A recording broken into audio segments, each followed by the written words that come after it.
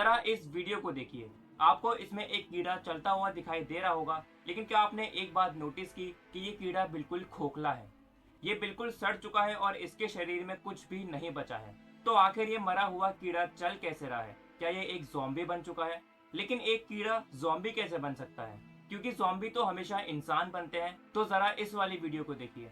ये कोई fake video नहीं है, बल्कि आप असल में इन लोगों को अजीब बर्ताव करता हुआ देख सकते हैं, जैसे कि ये लोग ज़ॉम्बी बन चुके हों।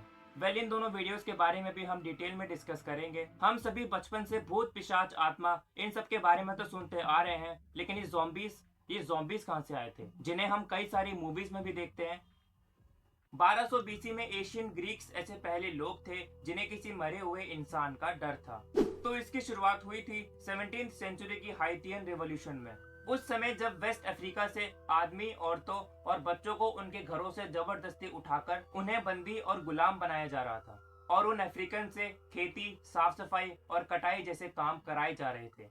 और अगर वो रूलर्स के खिलाफ कोई भी आवाज उठाते तो उन्हें मौत की सजा दे दी जाती थी। अब इसके चलते जहां जहां उन अफ्रीकन को गुलाम बनाया गया था, जैसे कि कई सारे शहर्स और आइलैंड्स, वहां पर मौजूद सभी अफ्रीकन की जीवन शैली बिल्कुल बदल चुकी थी। लेकिन इनमें से ही मौजूद एक कैरिबियन आइलैंड पर इस गुलामी के चलते कैरिबियन में मौजूद अफ्रीकन एक बड़ा कदम उठाने वाले थे। अब क्योंकि इस गुलामी के चलते उन अफ्रीकन की जान पहचान सब कुछ खत्म हो चुकी थी, तो उन अफ्रीकन्स ने उन रूलर्स के बीच अपनी पहचान बनाने के लिए एक अपना नया धर्म बनाने का फैसला किया, जिसका नाम रखा गया वुडू। हाँ, वही वुडू जिसमें एक डॉल के अंदर छेद किया जाता है। वुडू धर्म में वो लोग एक सुप्रीम गॉड को मानते थे जिनका नाम था ओलोरन। साथ ही इस धर्म की प्रैक्टिस के लिए वो लोग अपने पूर्वजों और आत्माओं से बात करने के लिए जानवरों की बलि देते थे। और इसी आत्माओं के कनेक्शन से वो लोग ये मानते थे कि एक मरे हुए इंसान को जिंदा किया जा सकता है, यानी उसको एक ज़ॉम्बी बनाया जा सकता है, जिसके लिए जरूरत होगी हर्ब्स के मिक्सचर,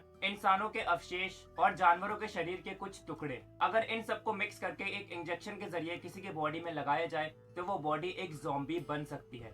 ये उनका मानना था, जिसको लगाने के बाद एक व्यक्ति की सांसें और उसकी दिल की धड़कन काफी कम होने लगेगी और वो इंसान एक जिंदा लाश की तरह बन जाएगा। और वुडू में जो इंसान ये काम करेगा उसको कहा जाएगा बोकोर, और ये ज़ॉम्बी बोकोर के ही कंट्रोल में होगा। अब जैसे जैसे कैरिबियन पर मौजूद रूलर्स ने उन अफ्रीकन्स को काम के लिए अलग अलग जगहों पर बेचना शुरू किया, वैसे वैसे उन अफ्रीकन्स ने अपने वुडू धर्म को और कई जगहों पर फैलाना शुरू किया। क्रिश्चियन लोगों ने उन अफ्रीकन वुडूस को अपने क्रिश्चियन धर्म में लाने की कोशिश की, लेकिन अफ्रीकन्स ने अपने मान्यताओं को मानते हुए अपने वुडू को कैथोलिज्म से जोड़ दिया। कई साल बीतते गए और उन अफ्रीकन्स के बच्चों पर भी वुडू का टैग लगना शुरू हुआ, और जैसे जैसे इनकी जनरेशन आगे बढ़ती गई, वुडूस भी आगे बढ़ते गए। और जब आखिर में ये गुलामी खत्म हुई तो उसमें करीब 8 लाख अफ्रीकन गुलामों को मुक्त कर दिया गया। लेकिन जब 15th सेंचुरी के समय ये लोग अमेरिका जैसी जगहों पर गए थे, उनका वुडू वहीं से काफी फैलना शुरू हो चुका था, जिसका कारण था कि इसका हाइटियन रिवॉल्यूशन में एक अहम रोल था, क्योंकि वुडू धर्म की वजह से उन अफ्रीकन गुलामों की एक पहचान बनी, जिसके कारण वो उन रूलर से लड़ पाए और किसी तरह से आजाद हो पाए। और हम सबको पता है कि वुडू के फैलने के बाद उस धर्म से कौन सी चीज सबसे ज्यादा फैली? ज़ॉम्बीज। लेकिन ज़ॉम्बीज सिर्फ एक मूवीज के सब्जेक्ट नहीं है, क्योंकि ज़ॉम्बीज के होने या फिर ना होने को लेकर कई सारी साइंटिफिक रिसर्च की गई है, जो हमें बताती है कि अगर ज़ॉम्बीज हो सकते हैं तो उनके होने का कारण कोई रिलीजियस एक्टिविटी तो नहीं, बल्कि कोई ज़ॉम्बी इन्फेक्शन, ज़ॉम्बी वायरस या ब्रेन सिंड्रोम हो सकते हैं।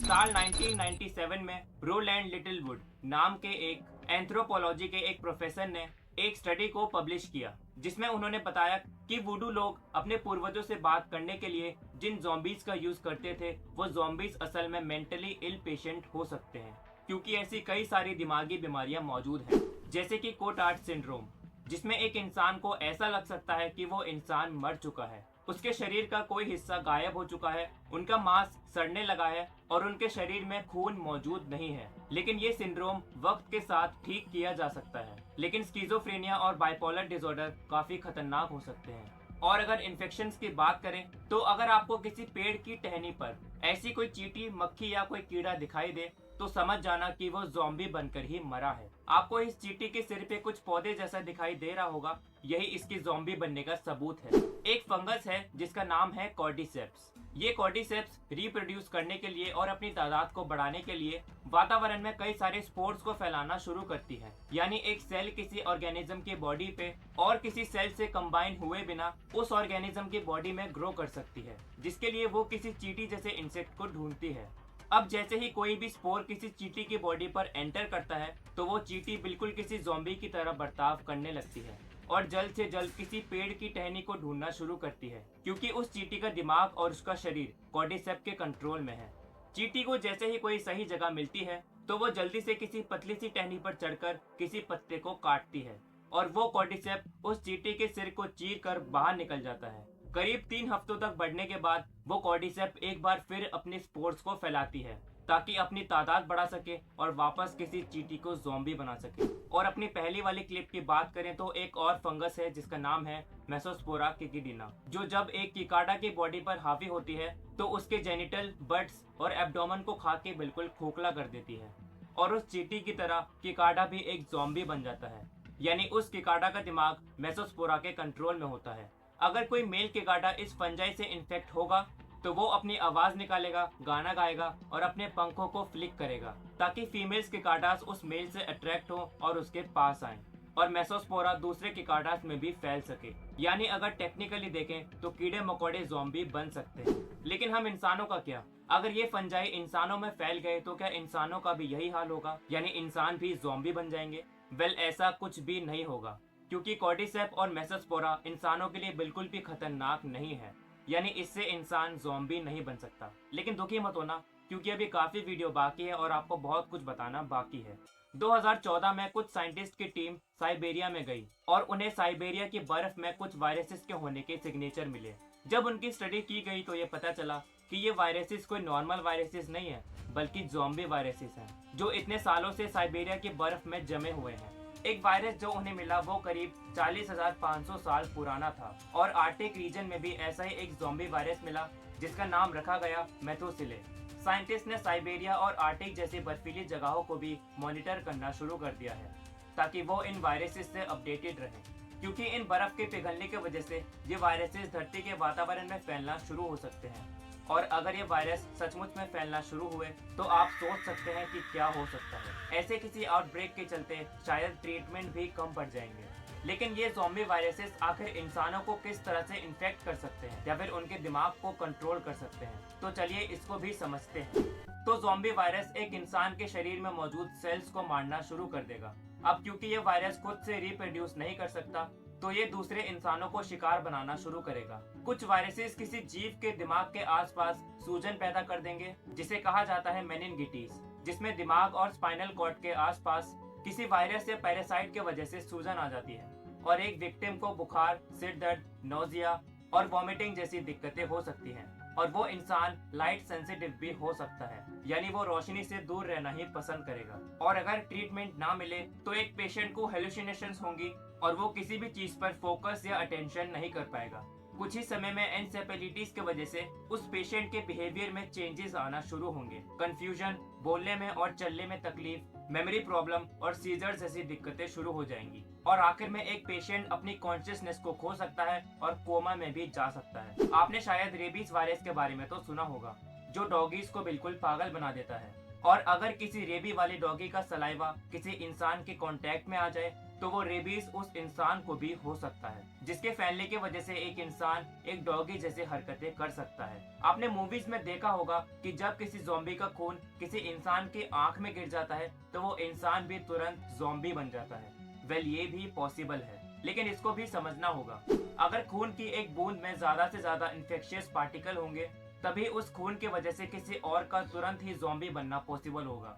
लेकिन अगर किसी का इम्यून सिस्टम काबिल हुआ तो वो उस ज़ॉम्बी वायरस से लड़ सकेगा और उस इंसान के ज़ॉम्बी बनने के कोई भी चांसेस नहीं होंगे। इस ज़ॉम्बीफिकेशन से क्या डेड स्किन, डेड सेल और ब्रेन इन्फेक्शन को ठीक किया जा सकता है? वेल, इस सबसे पहले एक ज़ॉम्बी बने इंसान को वापस से इंसान बनाना जरूरी होगा, जिसके लिए साइंटिस्ट को जल्द से जल्द एंटीबायोटिक्स और वैक्सीन बनाना शुरू करनी होंगी। वीडियो के स्टार्टिंग में जो आपने दूसरी क्लिप देखी थी उसमें इन इंसानों का ऐसा ज़ॉम्बी जैसा बर्ताव करने का कारण था एक ज़ाइलिज़ीन नाम की ड्रग। जो वेट डॉक्टर जानवरों को देते हैं ताकि उनको सर्जरी के लिए बेहोश किया जा सके या फिर उनको सर्जरी के पेन से रिलीफ मिल सके, जो अभी इंसानों के लिए अप्रूव नहीं हुई है। लेकिन अगर ज़ाइलिज़िन को हीरोइन या फिर किसी और ओपियोइड के साथ मिलाया जाए तो ये उस ड्रग के इफेक्ट को बढ़ा सकती है। FDA ने इसे जानवरों पर यूज करने के लिए तो अप्रूव कर दिया था, लेकिन 2023 में यूएस और वेस्ट अफ्रीका में मौजूद लोग ज़ाइलिज़िन को अपने मजे के लिए यूज करने लगे, यानी उसे हीरोइन जैसी ड्रग्स में मिलाकर उसके डोजेस लेने लगे, जिसका सिर्फ एक 0.33 ग्राम का डोज भी एक इंसान को झुलाने के लिए काफी है, जो ब्रेन एक्टिविटीज को काफी स्लो कर देती है और ब्रीदिंग, हार्ट रेट और ब्लड प्रेशर को डेंजरस लेवल तक कम कर देती है, जिस वजह से इस ड्रग को लेने वाले किसी व्यक्ति को बहुत रिलैक्स फील होता है और हमें उनकी ऐसी हालत देखने को मिलती है। लेकिन इस ड्रग के ओवरडोज की वजह से कई लोगों की जान भी चली गई थी, और अगर हमें ऐसा नज़ारा किसी ज़ॉम्बी वायरस की वजह से देखने को मिलता है तो उन पेशेंट्स को जल्द से जल्द ठीक करना बहुत ज़रूरी होगा। लेकिन शायद ये फंगी या फिर वायरस उन चीटियों के दिमाग की तरह हम इंसानों के दिमाग को कंट्रोल नहीं कर पाएगा, लेकिन ये वायरस इन्फेक्टेड पर्सन के कांटेक्ट में आने से दूसरे इंसानों में भी फैल सकेगा। लेकिन फिलहाल तो ऐसे किसी ज़ॉम्बी वायरस के फैलने के कोई भी चांसेस नहीं है। लेकिन अगर क्लाइमेट चेंज के चलते साइबेरिया और आर्टिक जैसी जगहों पर बर्फ पिघलना शुरू हो गई तो शायद वो बरसों से बर्फ में जमे हुए वायरसेस मुक्त हो सकते हैं, और अगर सच में मुक्त हो गए तो क्या पता हम इंसानों को हमारे बीच कौन सा नज़ारा देखने को मिले। वेल, आप ऐसी सिचुएशन में उन ज़ॉम्बीज को बंदूक लेकर मारने चाहोगे या फिर अपनी जान बचाना चाहोगे? कमेंट करके ज़रूर बताना। B scientific, be curious and thanks for watching.